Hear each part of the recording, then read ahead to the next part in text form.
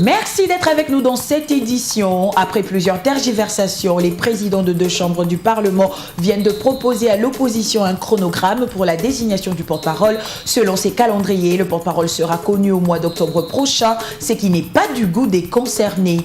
La priorité de priorité pour la Fédération des entreprises du Congo reste le retour imminent de la paix à l'est du pays pour permettre une reprise normale des activités économiques dans cet espace. L'annonce a été faite par son président national Albert Yuma Moulimbi au cours de l'Assemblée générale du patronat congolais.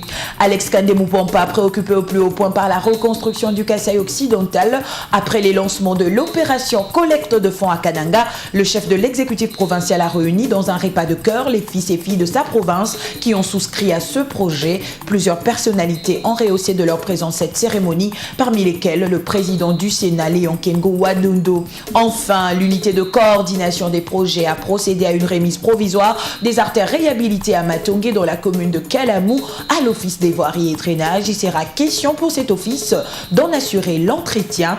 Voilà tout pour les sommaires, mesdames et messieurs, vous informer est notre devoir.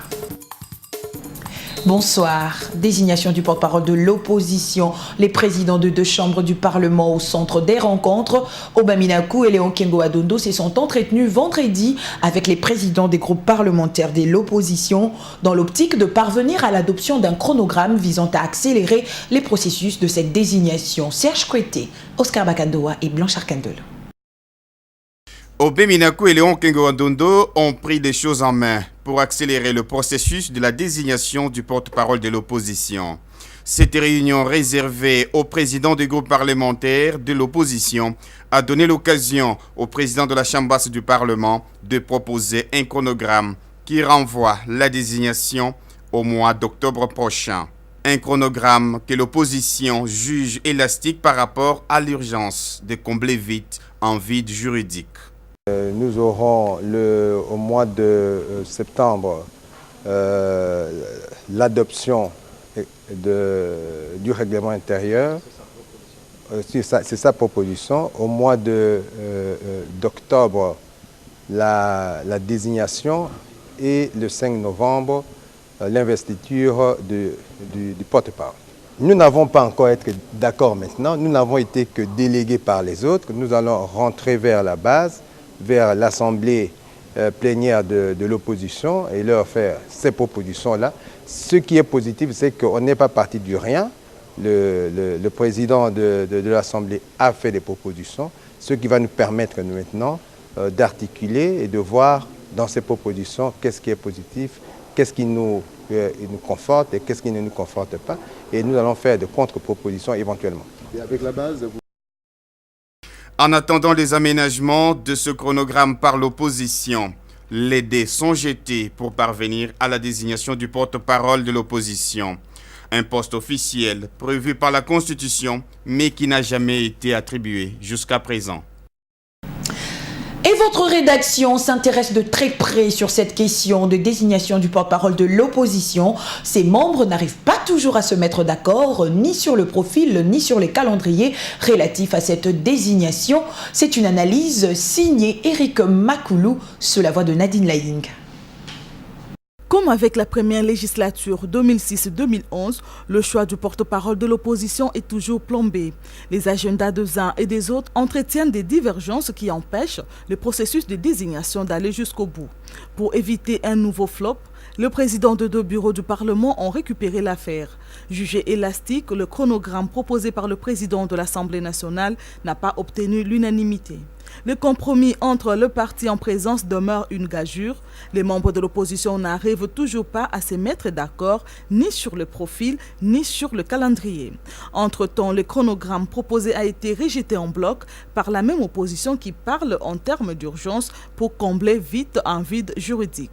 Si la machine ne s'est pas encore totalement arrêtée, il faut reconnaître qu'on est plus loin du scénario de 2006 dans lequel l'opposition tiraillée de toutes parts et minée par de querelles internes a laissé passer tous les temps jusqu'à compromettre les chances de se choisir un porte-parole. Plusieurs paramètres expliquent cette situation. Il y a notamment les réticences de l'UDPS à s'engager dans un processus collé au scrutin qu'il continue à contester. D'autres analystes parlent de l'opposition qui fait les jeux du pouvoir en s'éternisant dans ses divergences et autres reniements mutuels. Ainsi, ce poste restera vide et empêchera l'opposition de fonctionner normalement en tant que force politique. Avec une UDPS bloquée par l'intransigeance de Tshisekedi et un MLC sans leader depuis l'incarcération de Jean-Pierre Bemba à la CPI, l'opposition est écartelée, presque inexistante. C'est un désert politique où chacun se réclame d'une certaine carrure. En refusant en bloc tout dialogue avec le président Kabila, Tshisekedi a davantage compliqué la tâche à l'opposition qui se retrouve donc orpheline d'un leader qui fasse unanimité dans ses rangs. On est donc parti pour une bataille des tranchées où chacun, se réclamant jouir d'une notoriété publique, revendique une certaine légitimité de s'engager dans la course. Ce qui ne fait que s'ajouter aux difficultés qui retardent depuis 2011 le choix d'un coordonnateur de l'opposition. Au cas où les deux présidents du Parlement parviendraient à décrisper la situation et faire adopter les processus de désignation, deux candidats sortiraient du lot. Il s'agit de Sami Badibanga, député UDPS, UDPS et allié, et de Vital Kamerhe, leader de l'UNC. C'est à celui qui aura le plus de marge de manœuvre qu'il reviendra de gagner ce poste pour le reste de la législature en cours. Revenons à la chambre basse du Parlement. Il y a eu de l'électricité dans l'air pendant la présentation du rapport de la commission politique administrative juridique sur les changements de la dénomination du groupe parlementaire UDPS-FAC. Au cours de cette plénière mouvementée, la majorité des membres de ce groupe ont opté pour la dénomination UDPS et alliés, tandis qu'une minorité en colère a quitté la salle. Pour elle, ce changement serait une blague de mauvais goût de la majorité au pouvoir.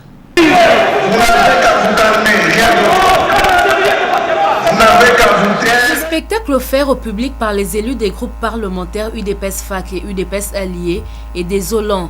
Ces députés de l'opposition qui militent pour conquérir le pouvoir, l'objectif de tout parti politique, ne sont pas parvenus à se mettre d'accord sur la dénomination de leur groupe parlementaire. Le rapport de la commission PAJ présenté à la plénière n'a pas donné des résultats attendus, c'est-à-dire faire venir tous ces élus à une table de négociation. Les efforts étaient vains du fait que les deux parties sont restées constantes. L'équipe de l'UDPS-FAC a dû quitter la salle. Je crois que nous ne pouvons pas cautionner l'immoralité politique. Nous appartenons à une famille politique qui nous a éduqués contre les intimateurs. On ne peut pas se réconcilier avec ceux qui pactisent avec l'ennemi. Quant au groupe de l'UDPS allié qui semble avoir gagné le combat, reste serein. On n'est pas corrompu. Il faut accepter que depuis lors, il n'existait pas de règlement intérieur de l'UDPS-FAC. Et avant qu'on change la nomination, nous avons déposé des règlements intérieurs de l'UDPS et alliés. Ça, c'est un. Et deux, dans les règlements intérieurs de l'Assemblée nationale, il n'est pas exclu pour qu'un groupe parlementaire puisse changer l'appellation. Les enseignes UDPS restent le dénominateur commun de ces deux groupes parlementaires qui se regardent dans le temple de la démocratie en chien de faïence. La question de protection des enfants vivant avec handicap a été au centre des entretiens ce samedi entre le président de l'Assemblée nationale et la directrice adjointe du Fonds des Nations Unies pour l'enfance en séjour à Kinshasa. Pour l'hôte d'Obamina Kunjala Njoko, la visite en République démocratique du Congo rentre dans les cadres de différents projets que l'UNICEF réalise en faveur de notre pays et aussi d'encourager le Parlement congolais pour ses efforts dans la protection des enfants handicapés. On l'écoute. It was a very positive meeting. Ça a été une réunion très intéressante. On a discuté des questions liées aux enfants ici en République démocratique du Congo. Voilà, j'ai eu donc l'occasion de féliciter le président du Parlement pour avoir ratifié cette convention relative à la protection des enfants vivant avec handicap. Et j'en ai profité pour lui remettre d'ailleurs une copie de ce document qui a été publié par l'UNICEF qui parle de ces problèmes des enfants vivant avec handicap. Voilà, donc l'UNICEF travaille avec d'autres agences des Nations Unies, dont l'USAID, ainsi qu'avec le gouvernement pour aider à ces enfants qui sont ici de groupes armés à être réintégrés dans leur famille dans la société. Et donc, c'est un travail que nous faisons ensemble, l'UNICEF ainsi que d'autres agences des Nations Unies, pour s'assurer qu'on puisse apporter une aide à ces enfants qui sont dans les groupes armés ou qui sont dans les régions affectées par la crise et la guerre. Autre gros titre de l'actualité pour la Fédération des entreprises du Congo, la priorité des priorités reste le retour imminent de la paix à l'est du pays pour permettre une reprise normale des activités économiques dans cet espace. Ces phrases ont été prononcées par son président national, Albert Yuma Moulimbi, au cours de l'Assemblée générale du patronat congolais vendredi au Memling. La FEC encourage également les gouvernements à maintenir le cap pour la stabilisation du cadrage macroéconomique et l'amélioration du climat des affaires. Suivant. Cette Assemblée générale 2013 est mise à profit par le président national de la Fédération des entreprises du Congo pour lire à l'intention de tous les membres présents un document qui reprend les différentes actions menées par le patronat en leur faveur, tant sur le plan consulaire qu'y syndical. Albert Yuma Moulimbi est également revenu sur la conjoncture économique au plan international. L'économie mondiale s'est considérablement affaiblie à la suite de la crise vécue dans la zone euro, a-t-il précisé, ce qui a ralenti la croissance économique depuis 2010. En République démocratique du Congo, les données de la Banque centrale fin 2012 présentent un taux de croissance qui se situe autour de 7,2% alors que les prévisions étaient de 6%. Le taux d'inflation s'est situé à 2,73% en dessous de la projection initiale de 9,9%. Pour la FEC, cette stabilité macroéconomique et cette croissance sont les résultats des bonnes décisions prises par le gouvernement en matière des politiques économiques, budgétaires, monétaires et de change. La FEC l'encourage à maintenir le cap. Le président national de la Fédération des entreprises du Congo ne manque pas d'énumérer les faits majeurs qui ont marqué l'environnement socio-économique au cours de l'année. Il s'agit entre autres du dépôt au Sénégal des instruments d'adhésion de la RDC à l'OADA, travaux auxquels le patronat congolais a pris une part active. Pour 2013, le gouvernement prévoit une amélioration de la croissance selon les perspectives qui transparaissent dans la loi des finances. Toutefois, pour la FEC, la priorité des priorités reste la pacification du pays dans sa partie est pour la reprise normale des activités économiques. C'est l'occasion de féliciter à ce sujet le président de la République, son Excellence Joseph Kabila Kabange, pour la signature des accords d'Addis Abeba avec la mise en place de la brigade d'intervention des Nations Unies et la mise sur pied de la structure nationale de suivi de ces accords. Le président de la République a ainsi démontré son leadership et sa ferme détermination à ramener la paix en République démocratique du Congo au bénéfice de la population dans son ensemble et pour garantir le développement économique sur l'ensemble du territoire national. La Fédération des entreprises du Congo salue toutes les réformes envisagées par l'exécutif central en matière économique et espère qu'elles seront effectivement mises en œuvre pour le bien-être de la population. Changeant de chapitre, après sa participation au 28e colloque international ainsi que la 29e Assemblée générale du Centre des rencontres et d'études des dirigeants des administrations fiscales sur la fiscalité internationale et de toutes les problématiques liées à cette fiscalité à Brazzaville, le directeur général des impôts de la RDC fait une synthèse de ces assises qui ont regroupé tous les directeurs généraux des impôts des pays francophones. Pour dédonner le cas d'Imonga, ces travaux lui ont permis d'étudier les enjeux et entrer aux conventions fiscales.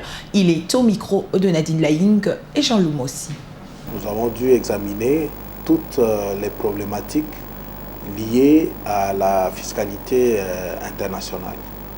Et donc la problématique de la signature de conventions fiscales, la négociation de la signature de conventions fiscales et tous les enjeux qui sont liés à cela.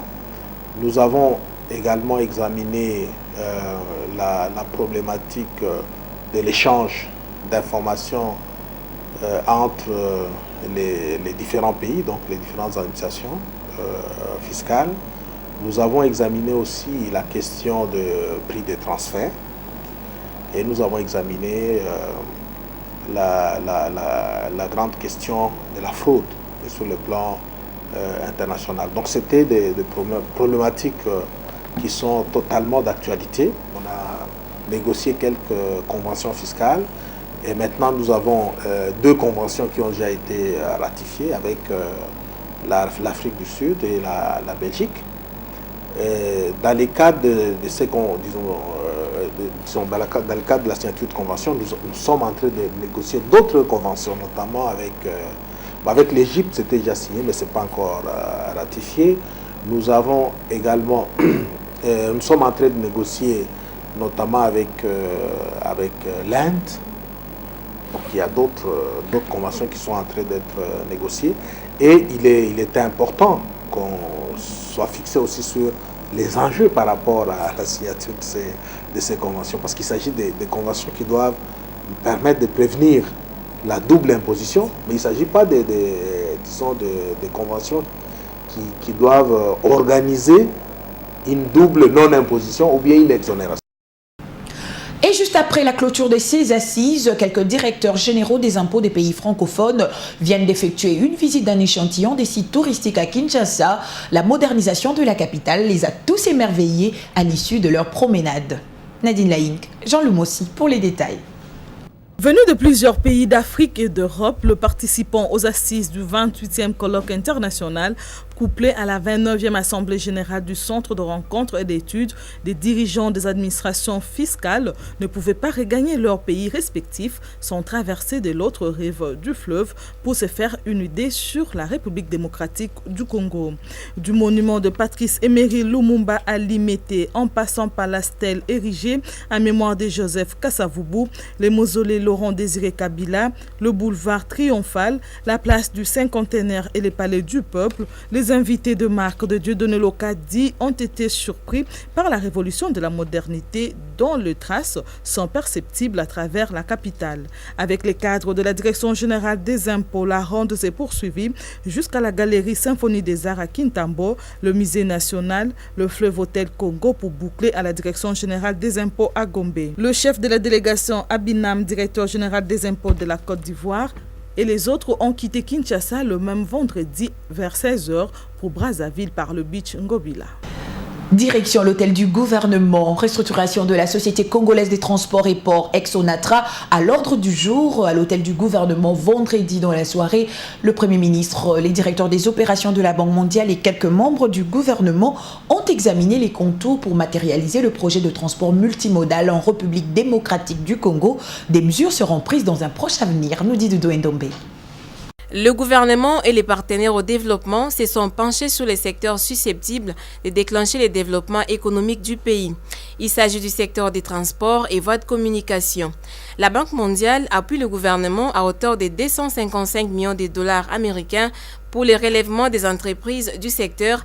Parmi les bénéficiaires figure la SNCC. Grâce à ce projet, on peut dire que la SNCC a commencé à retrouver un nouvel élan. Et nous allons nous rendre à Lubumbashi d'ici quelques jours pour la réception des 11 locomotives qui ont été commandées sur le financement de ce PTM. La SCTP est également prise en compte vu de son importance. Vous savez que l'ex-Onatra est une grande entreprise qui s'occupe d'un certain nombre de ports, de chemins de fer, des ports fluviaux. Il faut voir dans quelle mesure la restructuration de cette entité peut permettre de favoriser le développement de l'économie et offrir des services pour les populations et le secteur privé. La situation de la RVA a été évoquée au cours de ces échanges. Pour mettre sur les rails toutes ces entreprises, la restructuration s'avère nécessaire. Mais les paramètres doivent être minutieusement étudiés pour que celles-ci décollent réellement. La République démocratique du Congo est appelée à accélérer les réformes dans le domaine de la décentralisation pour promouvoir le pluralisme politique. C'est l'une des recommandations contenues dans le rapport final du colloque sur la décentralisation et le pluralisme politique tenu pendant 2 jours à Kinshasa, une initiative de l'Université catholique du Congo financée par la Fondation Konrad Adenauer. Plusieurs experts ont rehaussé de leur présence ces assises. Rosa Oazi, José Junior Ouawa et Dieu merci Sueka. Pendant 2 jours, les différents intervenants se sont succédés pour décrypter la notion de la décentralisation. Ils en ont expliqué le contour, le mécanisme d'application. Le professeur Philémon Mwamba ne manque pas de déplorer la lanterne avec laquelle ce processus évolue et le manque de constance idéologique de partis politiques congolais. Nous nous rendons compte que la décentralisation piétine. Les lois pour l'application totale de ces modes de gestion ne sont toujours pas votées. Le multipartisme aujourd'hui nous donne un spectacle désolant où vous avez des partis politiques qui ressemblent à des organisations familiales et des contradictions flagrantes. Vous trouvez par exemple un parti démocrate chrétien, mais allié à un parti socialiste. Pour sa part, le professeur Pamphile Mabiala de la Fondation Konrad Adenauer s'est dit heureux de cet éveil des étudiants et de toute la population sur l'importance de la décentralisation pour le développement local de la République démocratique du Congo. Toutes ces questions, en fait, qui répondent à une certaine culture politique, de pluralisme politique de notre pays, comment la promouvoir, qu'est-ce qu'il faut faire, je crois que c'était au centre de tous ces débats. Les doyens de la faculté de droit et sciences politiques a salué l'appui de cette fondation allemande pour la sensibilisation de la population sur les questions d'intérêt national. Il a aussi souhaité que les recommandations issues de ces travaux puissent être prises en compte par les décideurs. Le pouvoir considère que ce que nous sommes en train de faire peut être une bonne contribution pour le travail des gouvernants. Alors nous sommes très ouverts et ce que nous ferons vaut aussi pour les décideurs. Comme d'autres avant lui, ces colloques sur la décentralisation se referment. L'UCC a rempli sa part des contrats. Il ne reste qu'à ceux qui dirigent de prendre ces sages recommandations et les mettre en pratique pour le bien-être du pays tout entier. Je l'ai dit dans le sommaire, la reconstruction du Kasaï occidental préoccupe le gouverneur Alex Kandé Mupompa. Depuis le 9 mai dernier, il a lancé depuis Kananga l'opération de collecte des fonds pour les actions de développement de sa province. C'est ce qui explique ce repas de cœur qu'il a organisé vendredi à Kinshasa au Salon Congo du Grand Hôtel qui a réuni tous les fils et filles du Kasaï occidental qui ont souscrit à ce projet. Thierry Kassongo. L'appel du gouverneur Alex Kandé Mupompa a trouvé un écho favorable auprès des ressortissants de la province du Kasaï occidental et personnes de bonne volonté. Il est question de reconstruire le Kasaï occidental. Ceci passe d'abord par l'électrification. Pour y parvenir, le gouvernement provincial a besoin de plus de 10 millions de dollars américains. L'initiateur appelle à l'adhésion de tous les Congolais avec $1 chacun. En vue de redresser cette situation calamiteuse et remettre le Kasaï occidental sur le chemin du développement, nous avons proclamé notre ambition de gouverner cette province autrement. Cela en mobilisant toutes les filles et tous les fils ouest-kassaïens pour qu'ensemble nous puissions reprendre en main notre propre destin en contribuant aux efforts du pouvoir public de reconstruire notre contrée pour en faire, comme naguère, une région où il faisait vraiment bon vivre. Séance tenante, les invités à ce repas de cœur ont souscrit avec plus de $250 000, dont 100 000 remis personnellement par l'homme d'affaires Cardozo Mwamba. Cet argent, y compris la contribution locale, sera géré par un comité de gestion. Les centres interdisciplinaires pour la promotion et la protection des droits de l'homme en Afrique centrale et les comités internationaux de la Croix-Rouge ont co-animé une conférence débat. Il était question d'expliquer aux étudiants de l'Université de Kinshasa les origines, la mission et les activités du CICR. Ils ont également rappelé les règles essentielles du droit international humanitaire à travers le monde. Eric Ngamba, Pipi Malobo. Avec l'appui du Comité international de la Croix-Rouge, le CRIDAC a voulu informer les futurs juristes inscrits ici à la faculté de droit de l'Université de Kinshasa sur l'application des lois, les règles fondamentales du droit international humanitaire et le rôle du CICR en tant que gardien de cette branche du droit public à travers le monde. Focalisé sur les 4 conventions de Genève du 12 août 1949 et ses 3 protocoles additionnels, le droit international humanitaire protège les personnes qui ne participent pas aux hostilités et limite le moyen de guerre des combattants. L'un des orateurs, le professeur Raphaël Nyabirongo Mwende-Songa, doyen de la faculté de droit, circonscrit le cadre de cette journée. Il n'est pas tous les jours qu'on a l'occasion d'invoquer le droit international humanitaire et surtout d'assurer à nos étudiants, à notre jeunesse, un enseignement de qualité sur une discipline juridique que nous considérons comme essentiel pour la dignité humaine lors des conflits armés. Pour placer en avant-plan la mission de protection et d'assistance aux victimes civiles et militaires, mais aussi fournir de biens de première nécessité, les organisateurs projettent 2 films à caractère informatif et pédagogique, ainsi qu'un procès fictif de la cassation Toge Noire. Par le trichement du professeur Dieudonné Kalindier, directeur du CRIDAC, la faculté des droits reçoit un lot d'ouvrages afin d'améliorer la qualité des enseignements et de la recherche dans ces domaines très importants pour le pays en conflits armés. Un partenariat à long terme est signé entre ces 2 organisations. Désormais, les chercheurs en droit humanitaire et résolution des conflits peuvent compter avec le CRIDAC pour les études. L'unité de coordination et des projets UCOP en sa qualité de maître d'ouvrage délégué des travaux de réhabilitation de quelques artères du quartier Matongé dans la commune de Kalamou a procédé à la remise provisoire de ces artères totalement asphaltées à l'office de voirie et drainage qui devra en assurer l'entretien. Une immense joie pour les riverains qui peuvent reprendre leurs activités commerciales dans ces quartiers chauds de la capitale. Rosawazi. Après 3 mois et demi de dur labeur, l'unité de coordination de projet passe le flambeau à l'office des voiries et des drainages qui réceptionne provisoirement les avenues complètement réhabilitées. Ces travaux exécutés par l'entreprise China First Highway Engineering concernaient essentiellement les avenues Oshwe, Ikelemba, Badjoko, Pozo pour un tronçon de 4,6 km. À ce jour, tout est fin prêt, ce qui permet le retour des trafics sur ces artères au grand bonheur des riverains. Nous félicitons cette initiative, mais nous ne voudrons pas que ça s'arrête à Matongé. Matongé n'est pas la capitale seule. Il faut qu'on compacte sur toutes les communes. Et si on réhabilite toutes les avenues, ce serait mieux. Vous voyez, nous aimerions que Kinshasa se revête d'une belle robe, d'antan comme ça était autrefois. Le coordonnateur de l'unité de coordination s'est dit lui aussi satisfait du travail abattu par l'entreprise commise à cet ouvrage. C'est vraiment une réussite à 100%. Et nous sommes heureux de pouvoir remettre ces ouvrages tels qu'on a fait la remise reprise, disons la réception provisoire aujourd'hui avec les collègues de l'OVD, l'entreprise et la mission de contrôle. Et là, si nous avons voulu que vous puissiez parcourir ces routes parce que c'était un rêve hier et personne ne croyait qu'en ayant 3 mois et demi, y compris les études, on pouvait réaliser les 4,6 km de Matongé.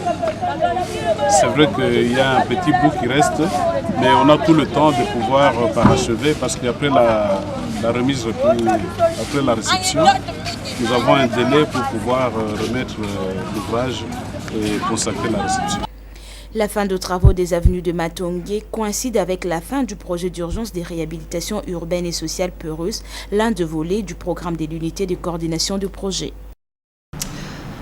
Le collège Le Cartésien de la 7e rue Limété change des dénominations. Désormais, habituez-vous à l'école internationale bilingue Le Cartésien. Cet établissement d'enseignement a lancé ce week-end les débuts de travaux de rénovation et d'agrandissement de ses installations. Une motivation issue à en croire son promoteur Steve Mbikaï par son nouveau statut d'école internationale. Rosile Martin Bouyamba, Pati Alouma. Voici l'image qu'aura le bâtiment de l'école internationale bilingue Le Cartésien d'ici à la rentrée scolaire 2013-2014. Ex-collège Le Cartésien, devenu école internationale bilingue Le Cartésien, a désormais un nouveau statut qui répond aux normes des écoles internationales. Le promoteur de cet établissement d'enseignement international explique devant les parents les innovations sur le plan pédagogique. Nous avons l'obligation de tout refaire, de rénover les salles de classe et d'agrandir nos installations. Nous allons enlever tout le tableau noir dans toutes les salles pour mettre des tableaux blancs. Nous allons climatiser toutes les salles. Nous allons enlever tous les bancs pour les remplacer par des tablettes individuelles. On va rénover tout, refaire des carreaux, des faïences dans toutes les salles. Et puis terminer le bâtiment parce qu'on doit ajouter encore 2 niveaux sur ces bâtiments. Donc... Des aménagements vont également être effectués dans la construction d'une piscine, des terrains de volley et basketball. Cela en perspective de la visite prochaine des membres de l'organisation de baccalauréat international avant de donner son quitus à l'EIB. Et avant de boucler complètement cette édition, c'est communiqué qui vient de nous parvenir. Au cours de sa session mensuelle du mois de mai 2013, le Conseil national de l'Ordre des avocats de la République démocratique du Congo a eu à se pencher sur l'état des différents barreaux de la République et du fonctionnement de la profession d'avocat. Le Conseil national de l'Ordre s'est préoccupé de manière particulière des dysfonctionnements qui affectent le barreau de Goma dans le Nord Kivu. De ce fait, le Conseil national de l'Ordre a placé le barreau de Goma sous son administration provisoire en attendant l'élection de nouveaux organes par décision du 29 mai 2013. Le Conseil national de l'Ordre a d'autre part appris avec consternation la nouvelle de l'intrusion par effraction dans les locaux de l'étude de Maître Kabengela Ilunga, ancien doyen du Conseil de l'Ordre du barreau de Kinshasa Matete, des inconnus qui ont tout saccagé, emportant avec eux le dossier de la cause Tchebeya, ainsi que de l'argent consigné par les clients et d'autres biens dans la nuit du 29 au 30 mai 2013. Au cours de la même nuit du 29 au 30 mai 2013, des inconnus ont pénétré dans la maison de Maître Yav Kachung à Lubumbashi, saccageant ce qu'ils pouvaient avant de mettre les feux à son véhicule ainsi qu'à un camion qui stationnait dans la parcelle. Les semaines qui ont précédé avaient vu des intrusions dans les mêmes conditions, tant au cabinet qu'au domicile du bâtonnier Mukendi Wamulumba, où des dossiers judiciaires et quelques biens de valeur furent emportés. Le Conseil national de l'Ordre est préoccupé au plus haut point par l'apparition dans notre pays de telles expéditions pétries d'intolérance et de violence sauvage à l'encontre des avocats libres, penseurs ou engagés dans de procès sensibles par les jeux des désignations d'office pour la défense gratuite ou prodéo des personnes démunies qui se trouvent organisées par la loi. Partant, le Conseil national de l'Ordre conjure les plus hautes autorités publiques ainsi que celles de la police ou des services du pays à assurer la protection des avocats dont la mission résulte non seulement de la Constitution qui décrète le droit pour chacun d'être défendu en justice, mais aussi de la loi qui charge les barreaux d'organiser la défense des personnes démunies en accord avec les instruments internationaux qui lient le pays. Fait à Kinshasa le 31 mai 2013 pour l'Ordre national des avocats, Mbouy Mbiyetanaï, bâtonnier national. C'est la fin de cette édition du week-end. Merci de l'avoir accordé votre aimable attention. L'actualité continue sur www.lepotentielonline.com. Retrouvez à 13h demain Oscar Bakandoa et moi je vous retrouve à 19h pour la grande édition. Bonsoir.